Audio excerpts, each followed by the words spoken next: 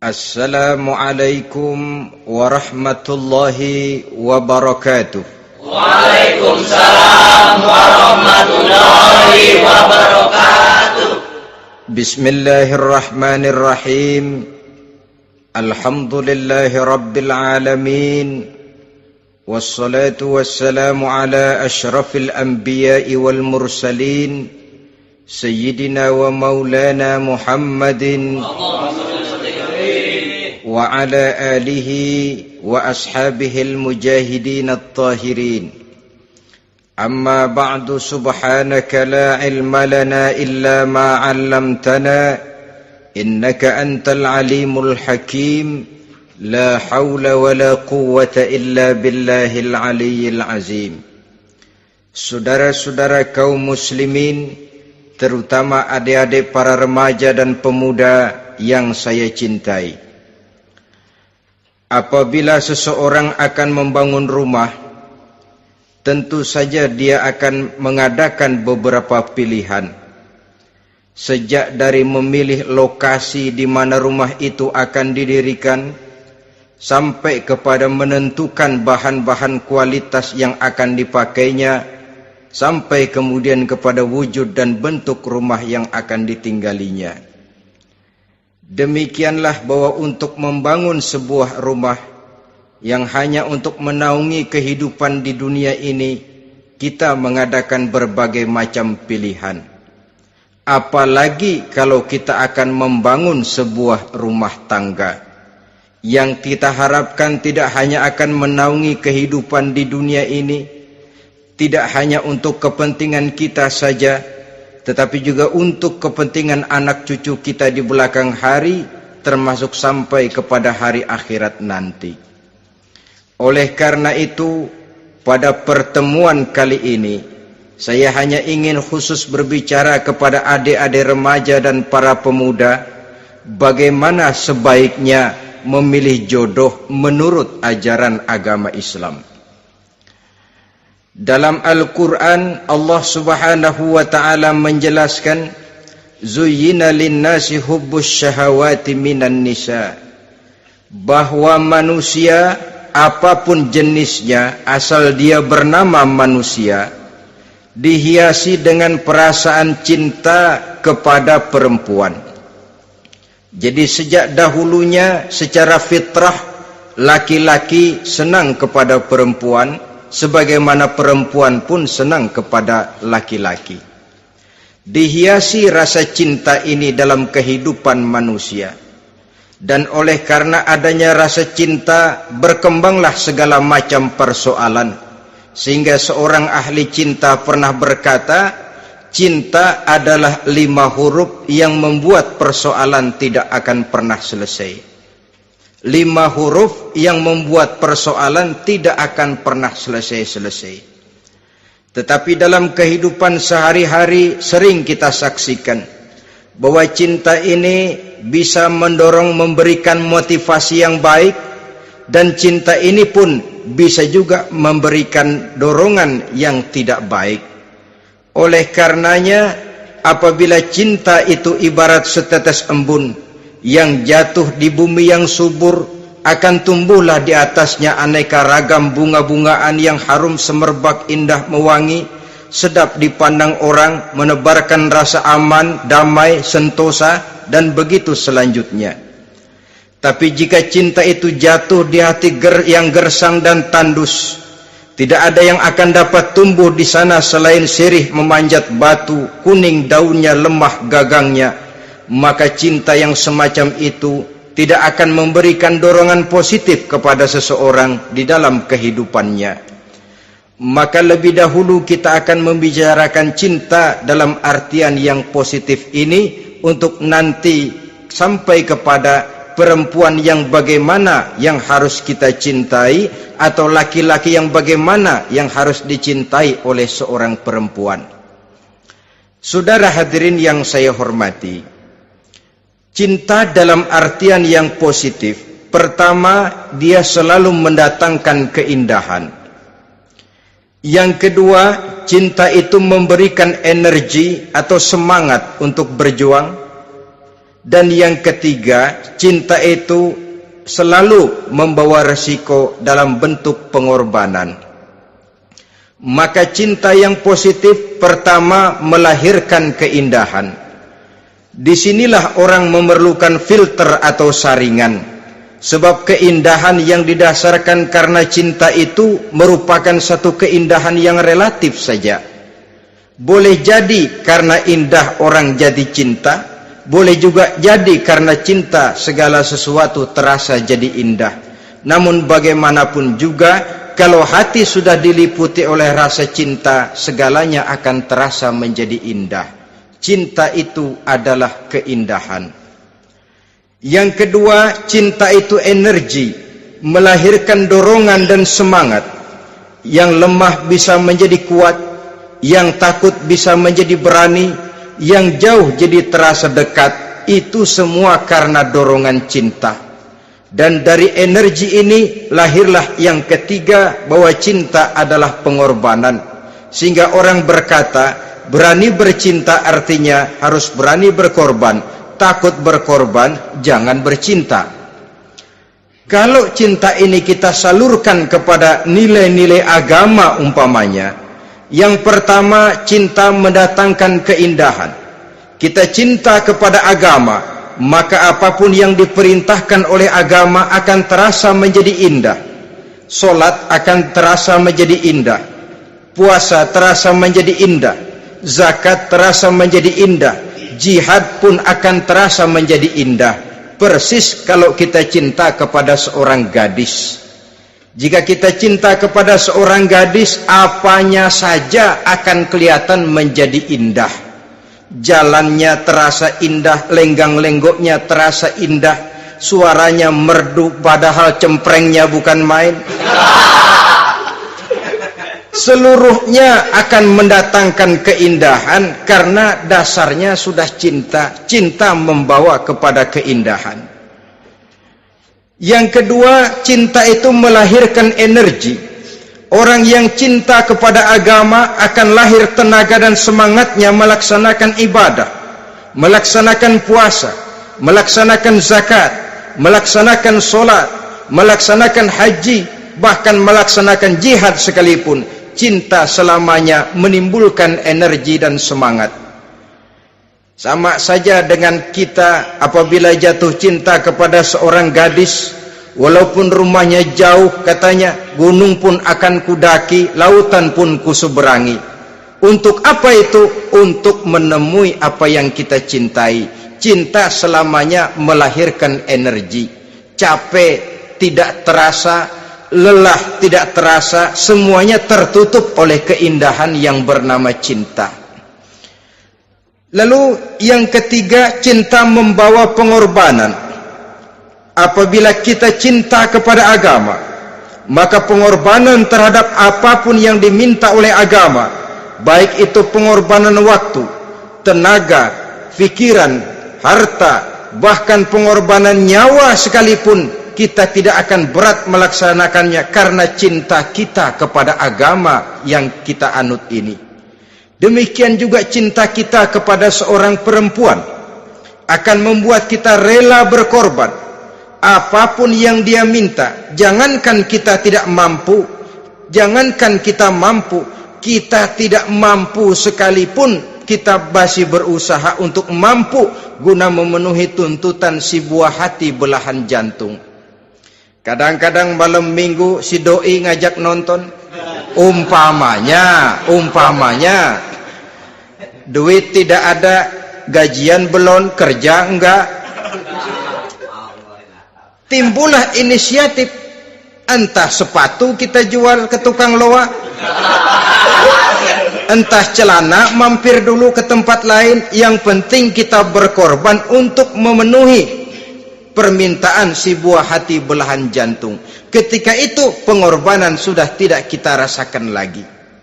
Bahkan pengorbanan yang paling pedih sekalipun, dalam gurau, dalam bercanda misalnya, dicubit kita oleh kekasih kita, pedih bukan main, terkelupas kulit, mengalir darah, bukan nangis, nyengir. malah kadang-kadang minta tambah dicubit lagi.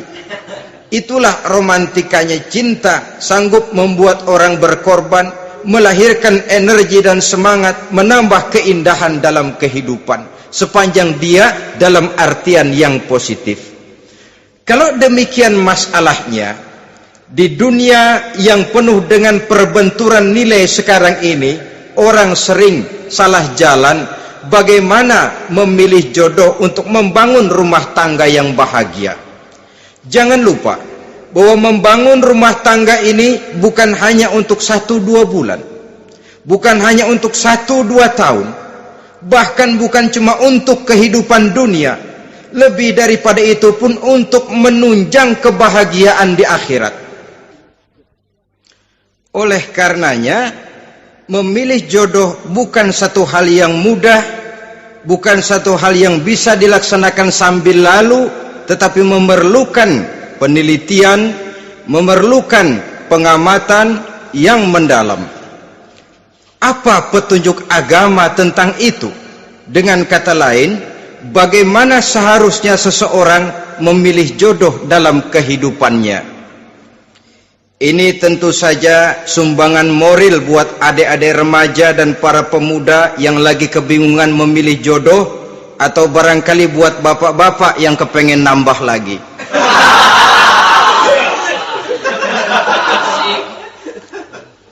Mohon maaf kepada ibu-ibu, saya tidak menganjurkan, cuma ngajarin.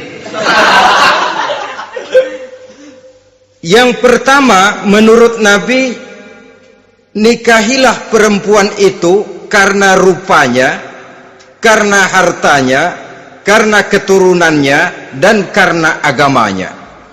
Ada 4 motif utama di sini. Pertama, memilih jodoh, lihatlah rupanya. Lagian siapa yang kepengen dapat jodoh rupanya nggak karu-karuan? Cari rupa yang cantik, indah, dan menawan. Namun jangan lupa, saya katakan di zaman di mana sering terjadi benturan nilai seperti sekarang ini, orang sulit untuk mendapatkan keaslian. Di mana teknologi sudah sedemikian canggih, di mana ilmu kedokteran sudah sedemikian maju, maka berbagai macam rupa bisa dibentuk dengan apa yang dinamakan operasi plastik misalnya. Yang pesek bisa dibikin mancung, kuping yang kelebaran bisa dibikin sedang, pipi yang kembung sebelah bisa dibikin rata, janggut yang tidak menarik bisa dibikin bak lebah bergantung katanya. Oleh karena itu, kalau pilihan hanya tertuju kepada rupa yang cantik saja semata-mata, kita sudah melakukan satu kesalahan yang sangat besar. Sebab apa?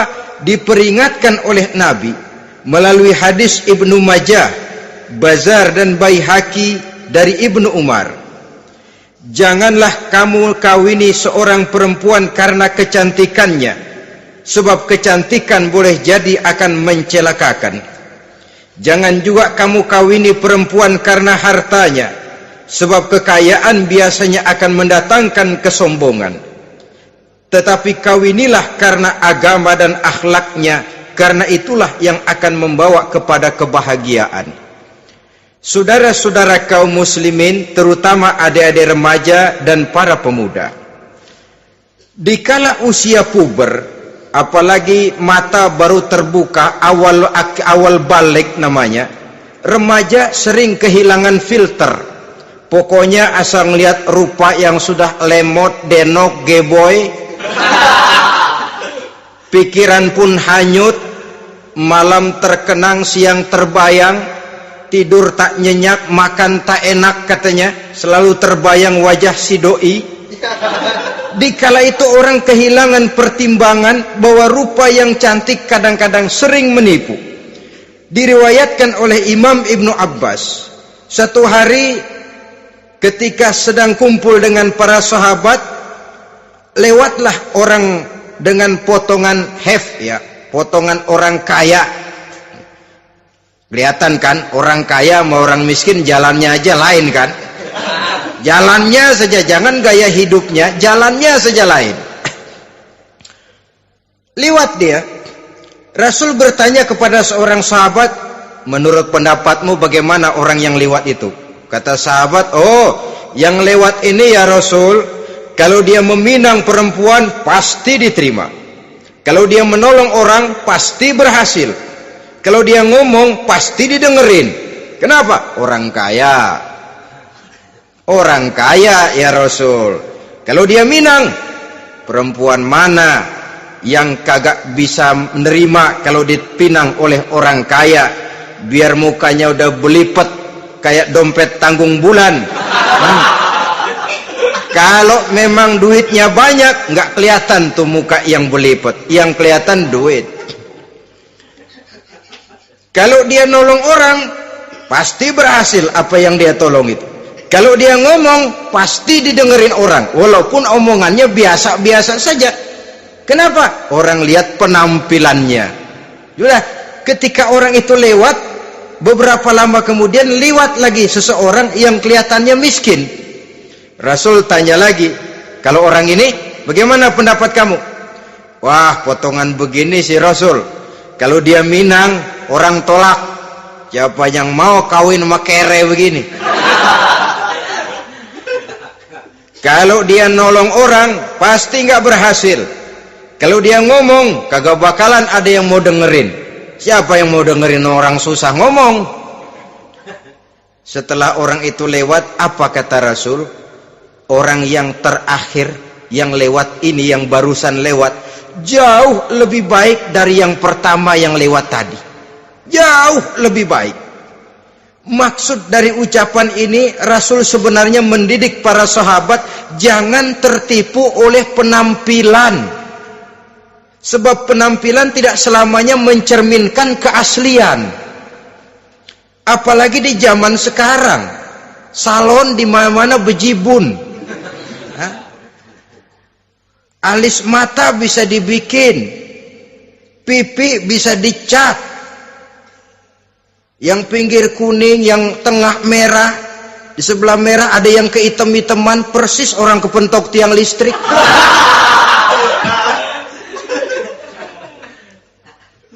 Kecantikan yang artifisial, kecantikan yang bukan alami. Karena itu silakan saja cari yang cantik, tapi jangan terpaku sampai di situ. Sebab kecantikan di samping dia mudah berubah oleh pergeseran masa dan pertukaran waktu, ternyata penampilan tidak selamanya mencerminkan keaslian. Lain hari seorang sahabat pernah mengadu, "Ya Rasul, ada apa? Inna imraati la turaddu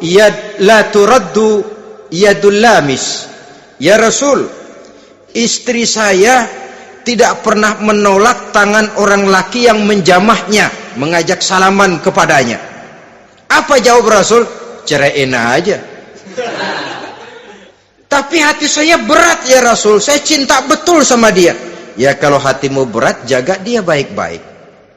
Nah, dari riwayat ringkas ini kita ambil satu perbandingan. Memang punya istri berwajah cantik itu kadang-kadang si malakama kalau imannya tidak kuat. Si malakama. Kita diemin aja, binal, makan hati, nggak aman, nggak tentram. Jangan-jangan saya berangkat ke kantor, dia ngompreng. Buah si malakama seperti orang tadi, ya Rasul, istri saya kelihatannya sebenarnya tidak negatif maksudnya ini, cuma bersalaman tapi terlalu ngobrol. La turaddu yadul lamis, tidak pernah menolak orang yang ngajak salaman, ya sekedar salaman. Tapi kan awalnya dari salaman, kalau sudah salaman kan strum bisa ngederdet dari tangan situ. Kata Rasul sederhana saja, ya kalau memang begitu ceraiin.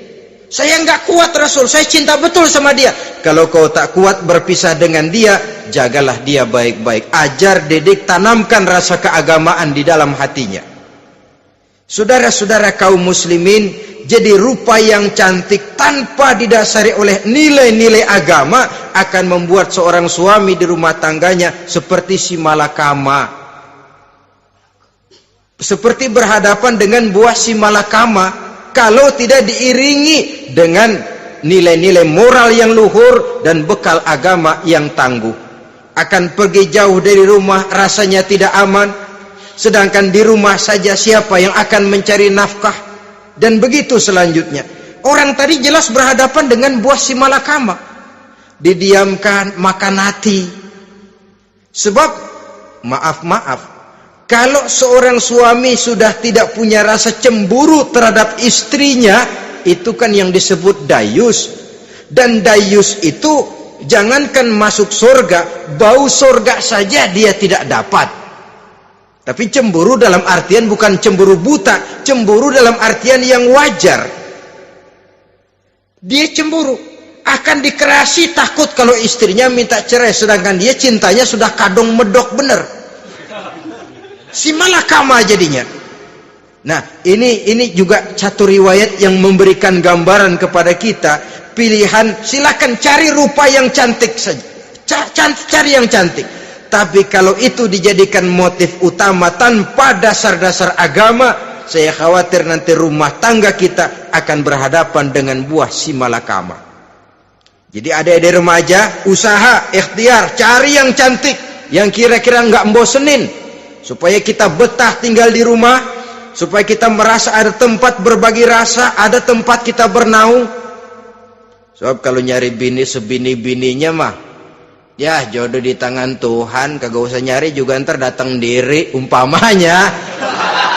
Iya, kalau yang datang peot. Orang harus berusaha, walaupun pada akhirnya jodoh toh memang ditentukan Allah. Kan 3 hal yang kita tidak bisa menentukan itu katanya. Maut, rezeki, jodoh. Itu yang masuk mysterious problem. Problem yang misterius. Maut misterius. Kapan kita mati kita sendiri tidak tahu. Tahun depan, 50 tahun lagi, 100 tahun lagi, tidak pernah seorang pun diberitahu. Tapi yang pasti dia bakal datang. Kapan dan di mananya kita tidak tahu. Bisa di rumah, bisa di masjid, ya alhamdulillah. Bisa di majelis taklim, syukur. Bisa di medan perang membela agama, bagus. Pasti dia akan datang. Maut, mysterious problem, sesuatu yang kita tidak tahu kapan datangnya. Rezeki gitu juga, sehingga orang sering bilang rezeki katanya kayak bayangan. Kita uber-uber dia lari, kita diam dia mah diam. Setengah mati kita uber-uber, emang ukuran segitu aja. Begitu kita nggak ngapa-ngapain, datang yang bawain rezeki. Namanya rezeki itu mysterious problem. Kadang-kadang ngobek, sungsang, sumbul, udah segala tanah orang kita ukur-ukurin. Udah segala ngomong sudah nggak ada yang loh, tuh sudah buta. Tapi memang bayangan, kalau belum rezeki ya belum. Kadang-kadang nyari kode sampai tidur di kuburan, belepotan tanah kuburan loh. Yang aneh lagi kadang-kadang orang gila ditanyain. Allahu Akbar, ini kode-kode zaman sekarang ini sampai orang waras nanyain orang gila, itu gimana itu? Ini sudah efek yang betul-betul negatif. Sudah jelas orang gila kok ditanya. Apa kira-kira yang nanya nggak lebih gila dari yang gila itu?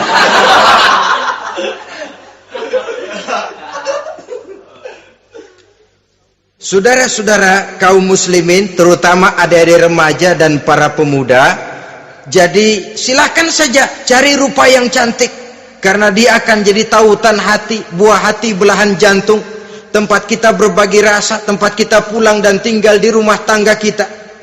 Tapi hendaknya kecantikan rupa itu diiringi juga dengan kecantikan budi. Karena itu cari rupa yang cantik. Ini pilihan utama. Yang kedua, kata Nabi, harta, cari yang kaya. Tetapi jangan lupa, jangan dijadikan pilihan utama, karena kekayaan sering mendatangkan kesombongan. Apalagi kalau seorang pemuda mendapat istri orang kaya, hidupnya dimodali oleh istrinya, maka biasanya wibawanya sebagai seorang suami akan hilang. Akhirnya komando di tangan istri. Dikala itulah suami tidak lebih daripada prajurit yang taat kepada komando istrinya. Padahal menurut konsep Quran, ar-rijalu qawwamuna 'alan nisa, laki-laki diciptakan sebagai pembimbing bagi perempuan. Kalau nanti suatu saat terjadi benturan, sedangkan modal diberikan oleh istri, terjadilah pengungkitan. Kata istrinya apa? Lu jangan bertingkah, lu kan kawin sama gue, modal lu kolor doang.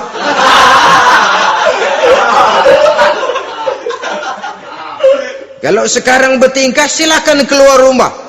Bawa seperti engkau datang dulu, jangan bawa apa-apa. Pergilah seperti engkau datang dulu kemari.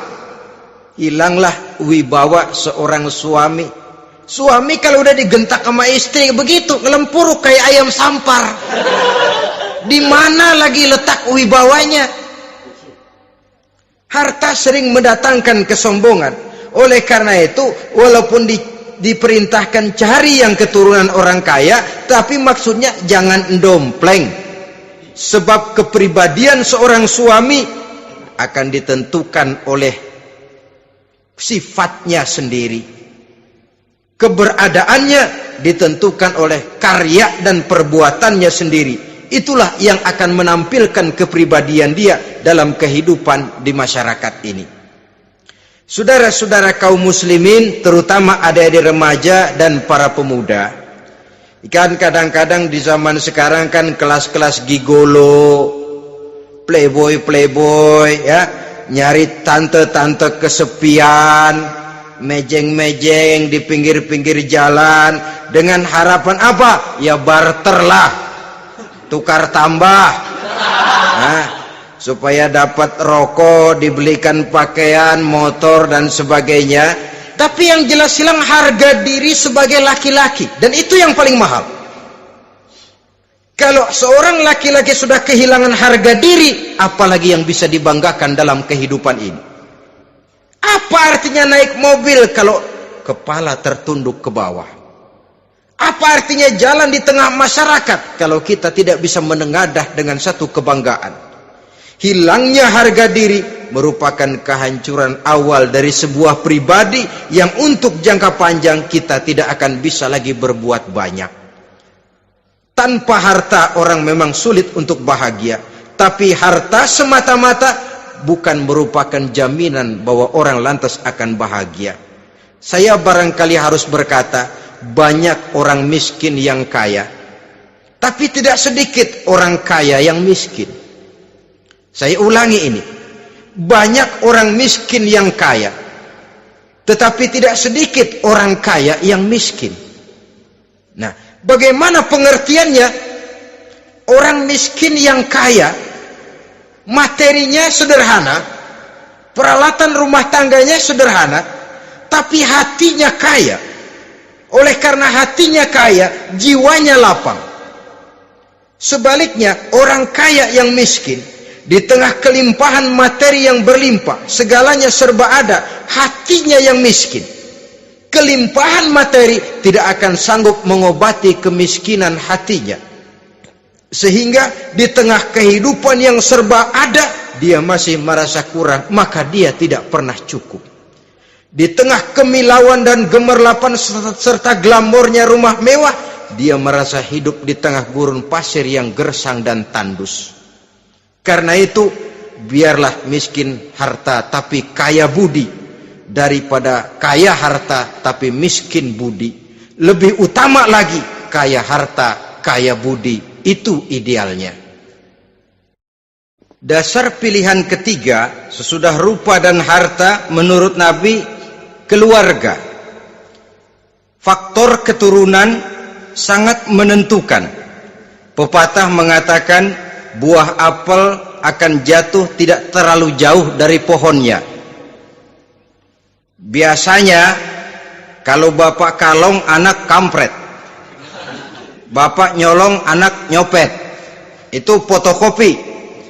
Saudara-saudara, sungguh pun demikian, faktor keluarga bukan merupakan yang paling dominan, karena segalanya memang bergantung kepada hidayah dari Allah Subhanahu wa ta'ala. Kalau hidayah datang, bisa saja anak maling bisa jadi kiai. Kalau hidayah datang, bisa saja anak nabi malah ikut bersama orang-orang kafir. Pada akhirnya orang mau besar atau tidak bukan dengan jalan menyempeng kepada keturunan orang lain, tapi ditentukan oleh kepribadian dirinya sendiri. Tidak bisa kita menjadi besar dengan menyebut kebesaran orang lain. Itu sebabnya dicontohkan oleh Imam Ali pada saat beliau berkata, laisal fata may yaqulu kana abi walakinnal fata may yaquluha anadha. Anak muda yang gentleman adalah anak muda yang berani berkata, inilah saya. Bukan anak muda yang membanggakan leluhurnya. Ini kan zaman sekarang ini lagi ngetop-ngetopnya lagu-lagu cengeng katanya. Sebenarnya menurut saya bukan cuma lagu cengeng yang jadi masalah. Lagu cengeng cuma satu efek dari sikap yang lebih utama dari itu, yaitu mental cengeng.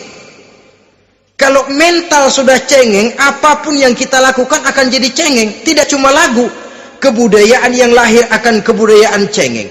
Jadi pengusaha cengeng, jadi pejabat cengeng, jadi kiai cengeng. Kenapa? Mental cengeng. Di antara mental cengeng itu apa? Mengandalkan fasilitas atasan. Kalau tidak ada fasilitas dari atas, lantas tidak bisa berbuat apa-apa, cengeng. Menjadi besar bukan karena karier pribadi, tapi karena nasib katrolan. Itu pun termasuk mental cengeng. Sedikit gagal, bagaimana sedikit jalan buntu, sedikit deadlock, lu ngapain lu melulu? Saudara hadirin yang saya hormati, jadi lebih penting dari sekedar lagu-lagu cengeng, saya malah lebih suka bicara mental cengeng ini. Mental yang cepat putus asa, mental yang tidak mau mengeluarkan usaha maksimal, mental yang hanya mengandalkan fasilitas. Sedangkan pribadinya tidak lebih daripada pribadi sumuhun dawu, pribadi kulon nuwun, pribadi kumaha juragan wae, pribadi oke bos, pribadi asal bapak senang. Bukankah itu semua merupakan cermin dari mental-mental yang cengeng, yang untuk jangka panjang tidak akan pernah menguntungkan daripada pembangunan bangsa dan negara yang kita cintai ini. Seseorang mau besar atau tidak bukan dengan jalan menyempeng kepada kebesaran orang lain. Bahkan Syauqi dalam sebait syairnya yang lebih tegas mengatakan,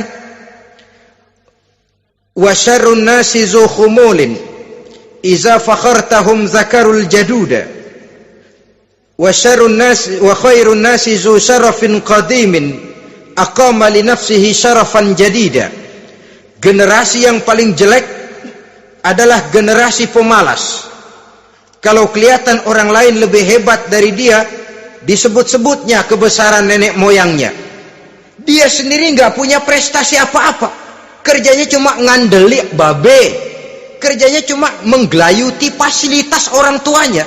Tanpa itu dia tidak akan punya nilai dan harga sama sekali. Ini generasi paling jelek.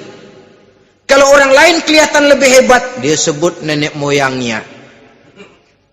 Lo sih belum apa-apa, lo baru kopral lo. Engkong gua no, komandan Hansip. Engkongnya yang disebutin. Dia sendiri tidak punya prestasi apa-apa. Jadi silahkan saja cari gadis dari keturunan keluarga yang baik-baik. Tapi jangan jadikan tendensi utama, jangan dengan niat untuk menyempeng kepada kebesarannya.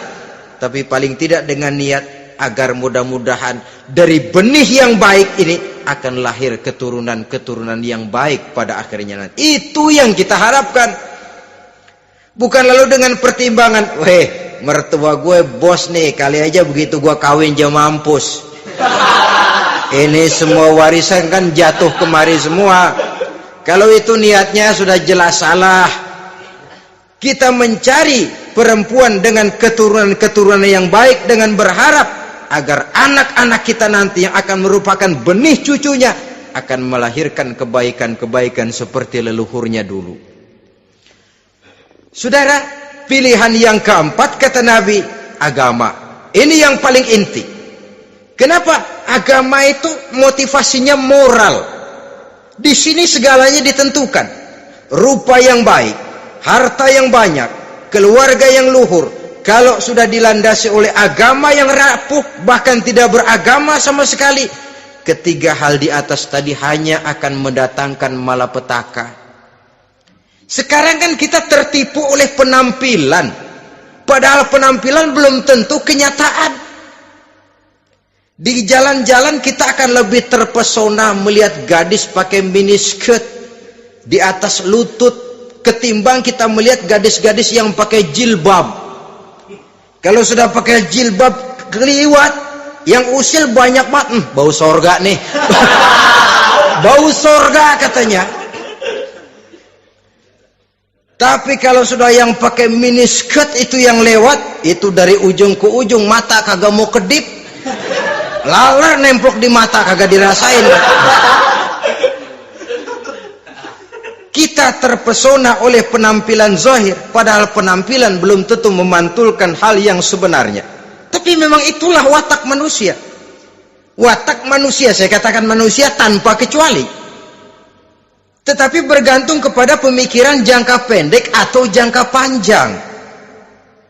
Kalau jangka panjang yang kita pikirkan, ya tentu kita tidak akan mudah terpesona oleh hal yang zahir. Sampai-sampai Quran sendiri mengatakan budak yang hitam legam tapi beriman itu lebih baik daripada orang-orang musyrik walaupun cantik, denok, lemot, geboy. Ada lagi nggak bahasa yang lebih dari itu? Cantik, denok, lemot, geboy, bahenol, nerkom, tapi kafir masih lebih baik budak yang hitam legam sekalipun kalau dia beriman. Kenapa? Rumah tangga untuk jangka panjang. Sebab itu Islam tidak membolehkan kawin campuran dengan lain agama. Walaupun ada ayat yang mengatakan boleh kawin dengan ahlul kitab, tapi sebagian mufassir menjelaskan bolehnya kawin dengan ahlul kitab itu dalam kondisi darurat. Dalam kondisi normal tidak bisa.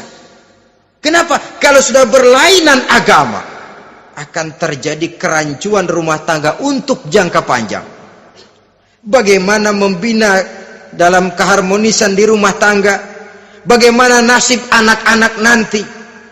Kadang-kadang ada keluarga, kami sih keluarga modern. Anak-anak kami berikan kebebasan untuk milih agama apa saja. Bapaknya Islam, istrinya Kristen, anaknya ada yang Hindu, Buddha. Bagus nih, keluarga pecel namanya. Bagaimana keluarga modern bisa seperti itu? Padahal seorang suami bertanggung jawab di hadapan Allah. Dia akan ditanya tentang istrinya.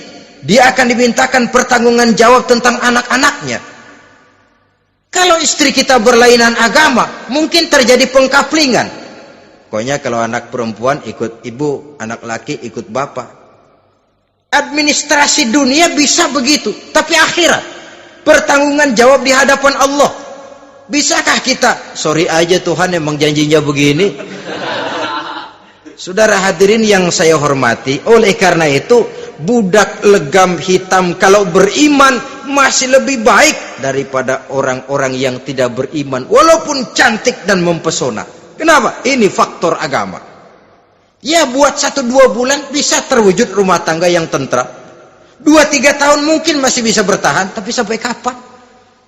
Sampai kapan itu akan terwujud? Pada akhirnya akan muncullah dilema yang akan sulit buat diatasi. Oleh karenanya motif Agama dijadikan stres oleh Nabi. Fazfar bizatiddin taribat yadak.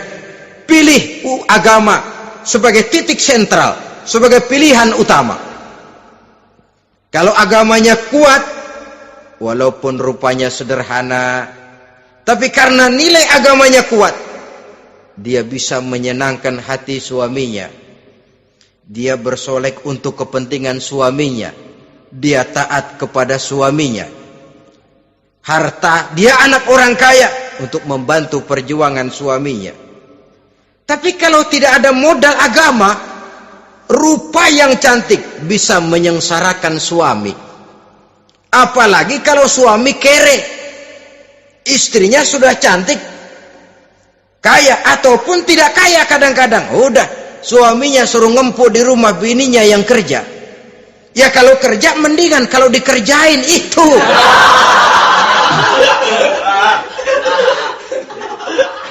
Itu yang repot. Saudara hadirin yang saya hormati, dan ini bukan satu dua kasus. Alangkah malangnya kalau sudah terkena hal seperti itu. Akhirnya seperti pengaduan sahabat kepada Rasul tadi. Mau diceraiin, cinta saya udah medok benar Rasul. Enggak diceraiin, hati saya ngebet, pegel. Si malakama akhirnya. Jadi oleh karenanya agama. Kalau dia cantik, walaupun miskin, agamanya kuat, dia bisa memelihara kehormatan diri. Dia kaya, agamanya kuat, hartanya disalurkan di jalan Allah.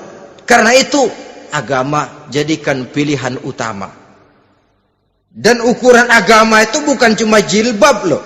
Ya kadang-kadang ada juga yang jilbabnya nggak pernah lepas, tapi kadang-kadang akhlaknya lebih binal dari yang kribo. Ada cuma sekedar kamuflase saja, itu pun penampilan, sekedar penampilan saja.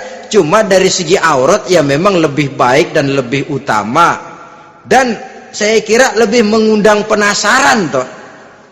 Duren kalau udah dibuka kan kelihatan isinya, emang udah begitu, udah. Tapi kalau masih rapat, itu yang rasanya kita pengen buka. Timbul tantangan, gue pengen tahu isinya. Rasanya juga begitu.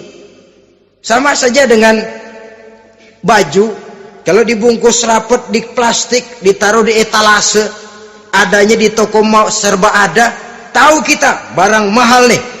Biar punya duit, kita mau nawar ragu-ragu, takut nggak cukup. Tapi kalau barang sudah dibuka di jalanan, diobral di pinggir jalan, murahan, 1.003 masih dicampur odol. Yang begitu sih biar nggak punya duit, kita berani banget tanya, nawar, megang lagi nyemek. Berat duit nih bang. Kenapa? Barang sudah terbuka. Jadi saudara-saudara, syukur kalau keempat-empatnya ini jodoh terkumpul dalam jodoh yang saudara cari. Sudah rupanya cantik, kaya, keturunan orang baik-baik, agamanya kuat. Nah, surga dunia tuh. Yang begitu cari. Kalau ada yang begitu, saya juga mau nambahin satu lagi.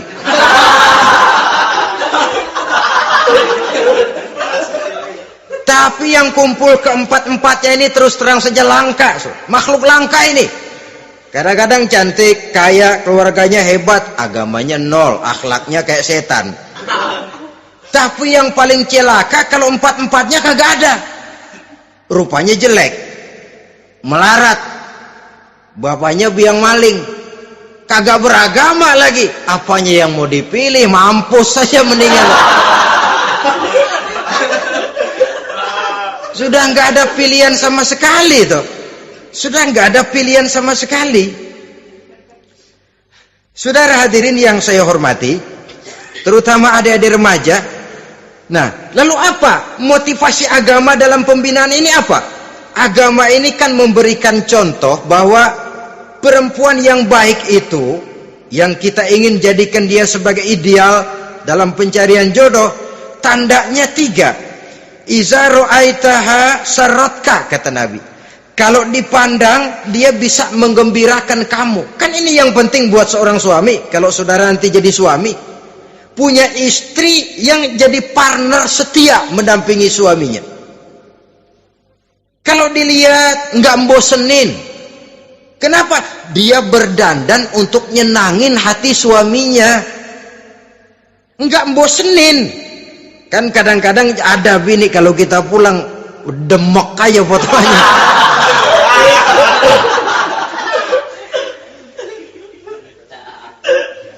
Ini yang bikin suami nggak betah di rumah ini kan yang begini.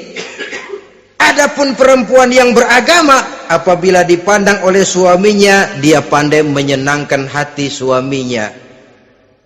Andai kata suaminya dalam kesulitan, dia tidak menambah beban kesulitan.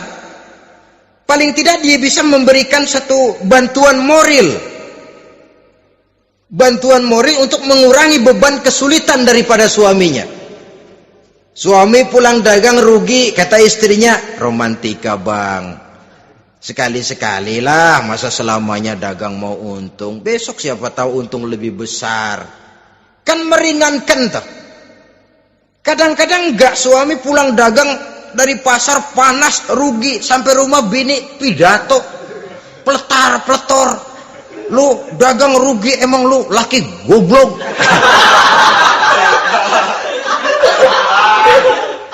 Sudahlah, di pasar rugi, di rumah digoblok-goblokin.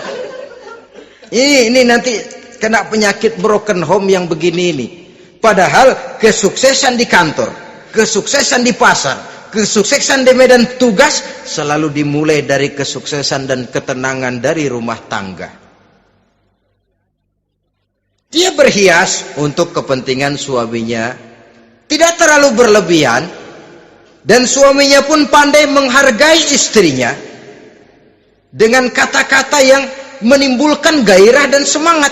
Lihat istrinya bersorak, kamu makin cantik saja. Jangan juga kadang-kadang suami ketus, ngelihat daksu pulang kantor, lihat suaminya, istrinya dandan rapi, tumben lu mau bekasin apa? Mau bekasin katanya. Artinya apa ini? Pandai mengembirakan, bisa tenggang rasa, bisa berbagi rasa. Sehingga suami merasa ada tempat dia bertukar pikiran, ada tempat dia membicarakan persoalan. Dialog dalam kehidupan berumah tangga itu sangat diperlukan. Iza ra'aitaha sarratka, kalau dipandang dia sanggup mengembirakan kamu. Dikasih uang 500 senyum, 5.000 pun ketawa, menggembirakan.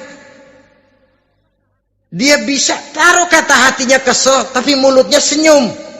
Nah ini yang sulit ini. Senyum tapi kesel, kesel tapi senyum.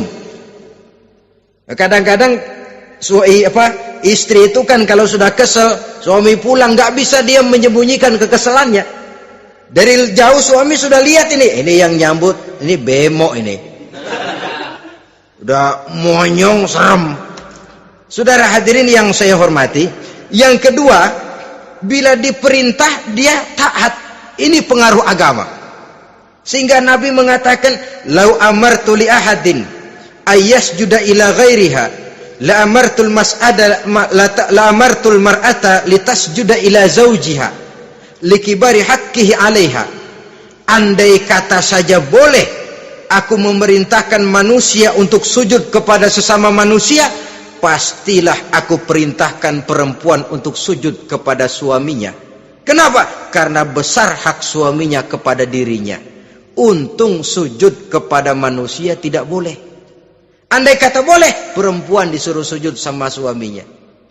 Ini tidak perlu sampai sujud, cium tangan saja minta ridho suami. Kadang-kadang perempuan sekarang berat. Paling banter setahun sekali lebaran doang. Laki pulang sembahyang tubruk, cium tangan, minta redo, nangis segala macam. 3 hari habis lebaran, beras habis, monyong aja lagi.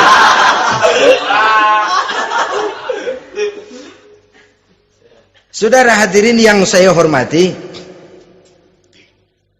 yang ketiga, akibat pengaruh agama, dia sanggup memelihara kehormatan diri dan sanggup menjaga harta suaminya.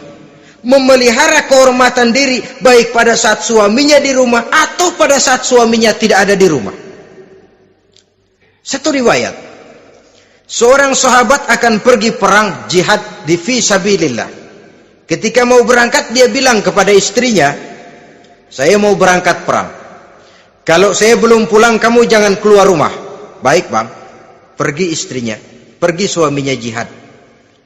1 minggu, 2 minggu berlalu, belum juga pulang. Satu hari datang utusan dari rumah orang tua si istri ini. Assalamualaikum bu. Waalaikumsalam. Ada apa? Ada berita kurang enak bu. Orang tua ibu sakit parah. Mohon tolong ditengokin. Apa kata si istri? Maaf saja, suami saya belum pulang dari medan perang. Saya belum dapat izin keluar rumah kalau dia belum pulang. Tolong sampaikan maaf saya kepada orang tuanya. Pulanglah utusan tadi. Besok balik lagi. Bu, ada apa? Udah Senin Kemis. Napasnya sudah sampai tenggorokan. Tolong tengokin buat terakhir kalinya bu. Suami saya belum pulang. Dia pesan kalau dia belum pulang saya jangan keluar rumah. Saya nggak bisa tengokin orang tua saya. Salam maaf saja. Pulang utusan itu. Besok balik lagi. Bagaimana? Sudah meninggal bu. Mau dikubur. Tengokinlah buat terakhir kalinya. Suami saya belum pulang. Saya belum berani keluar rumah kalau suami saya belum pulang. Itu janji saya sama suami saya. Pulanglah utusan ini ngadu kepada Rasulullah sallallahu alaihi wasallam. Ya Rasul, ini perempuan kelewatan benar. Dari orang tuanya sakit sampai sekarat, sampai mati, sampai dikuburin dia nggak nengokin. Memangnya kenapa?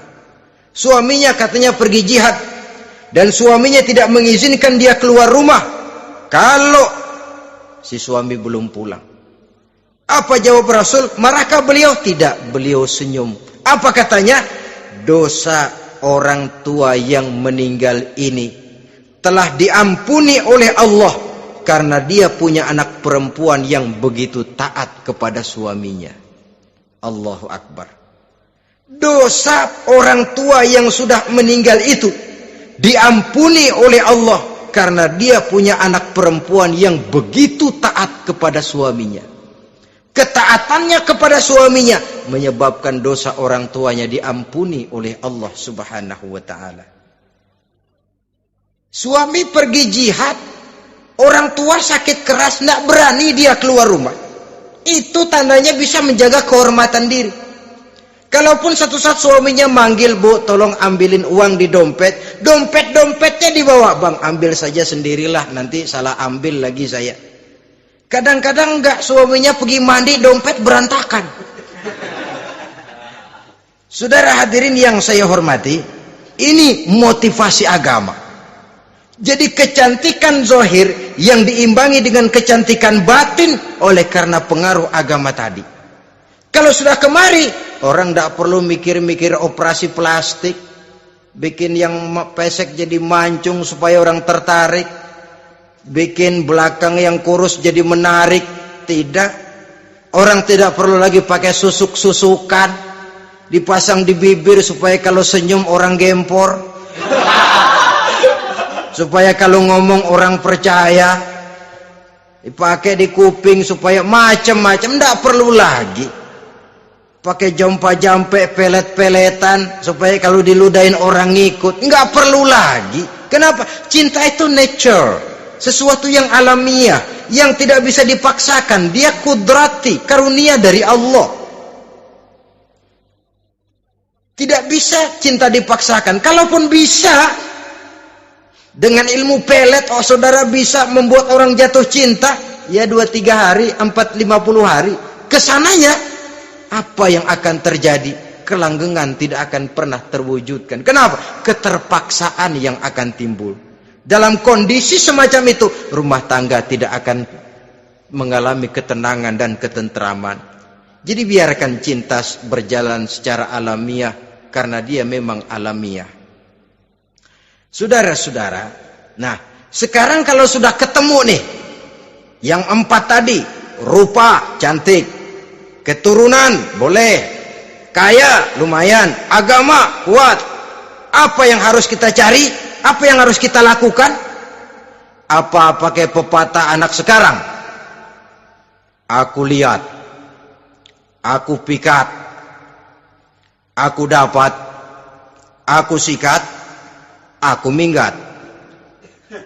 Bangsat.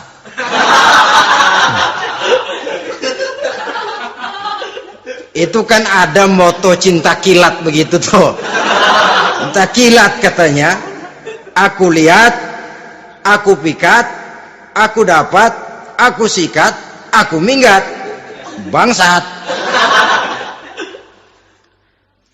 Atau kita harus hanyut dalam arus free love, free sex, summon living, eksperimen dulu?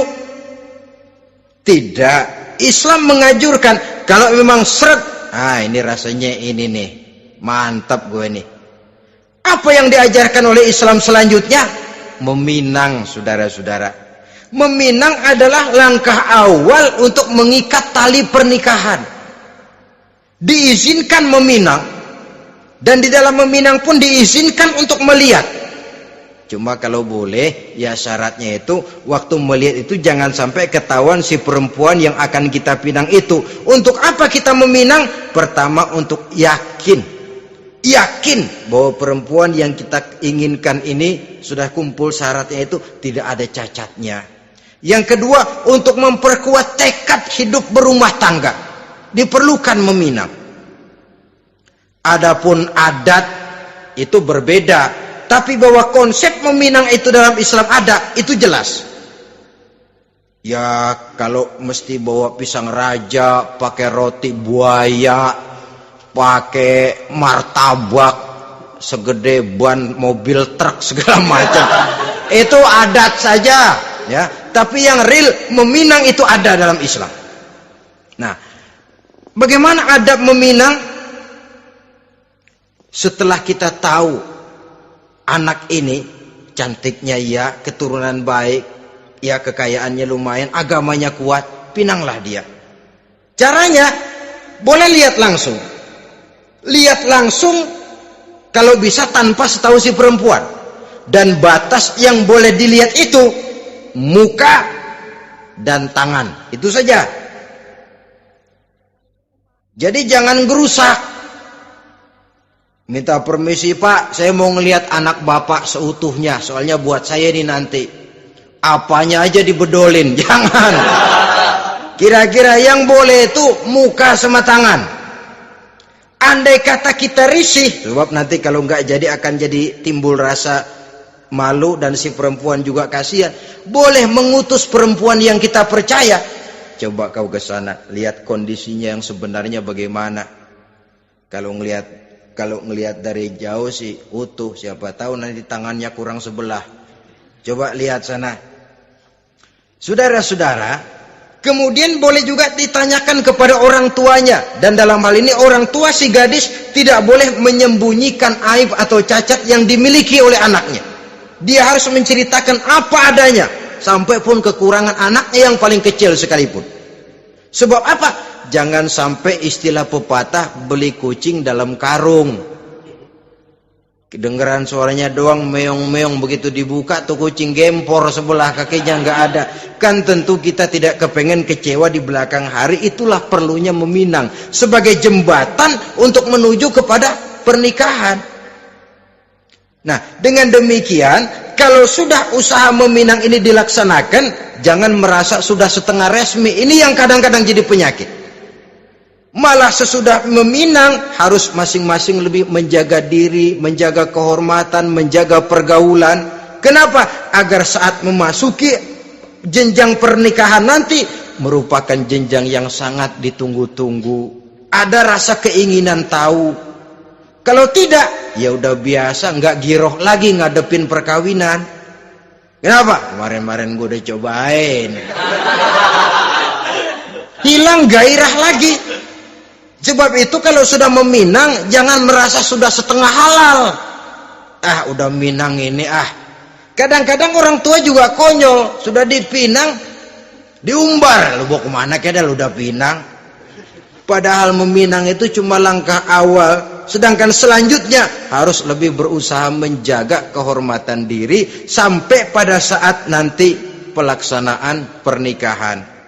Nah, saudara-saudara, terutama adik-adik remaja dan para pemuda, walaupun agak sekilas memang karena terbatasnya waktu pada pertemuan ini, mudah-mudahan bisa memberikan gambaran yang sepintas tentang bagaimana sebaiknya kita memilih jodoh di dalam membina rumah tangga yang bahagia. Semoga ada manfaatnya. Terima kasih atas segala perhatian. Mohon maaf atas segala kekurangan. Usikum wa nafsi bitaqwallah. Wassalamualaikum warahmatullahi wabarakatuh.